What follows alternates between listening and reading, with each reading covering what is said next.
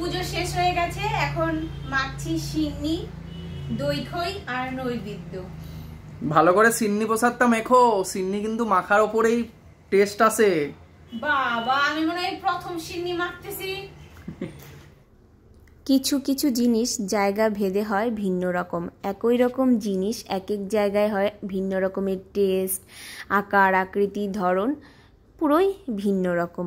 যেমন এই সিন্নি, কলকাতায় এসে নাম শুনেছি সিন্নি, তবে বাংলাদেশে সেরকমও আমার আশেপাশে আমি যতটুকু শুনে এসেছি সত্যনারায়ণ পুজোর প্রসাদ যেটা, সেটাকে কাঁচা দুধের প্রসাদই বলা হয়।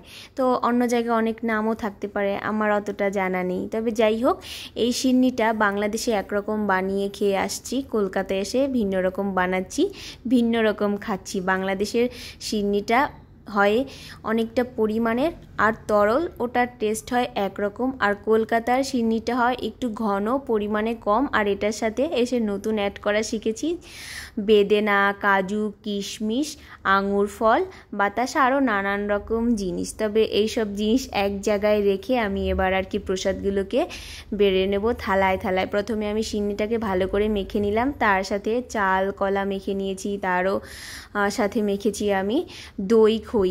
প্রথমেই আমি প্রথম থালাটা সাজিয়ে গুছিয়ে বড়মশাইকে দেবো, কারণ উপোস ছিল, পুজো শেষ হতে হতে 1:30 বেজে গেছে। প্রথমেই আর কি শরবত দিয়ে 3 জনে উপোস ভেঙে এরপর ওকে প্রসাদ দেবো, মামনিকে প্রসাদ দেবো। তার সাথে আমিও একটি ফল গ্রহণ করে আরও কয়েক থালা প্রসাদ বেড়ে নিয়েছি। এখানে আমার কিছু কাকি কাছের মানুষজন আছে, তাদের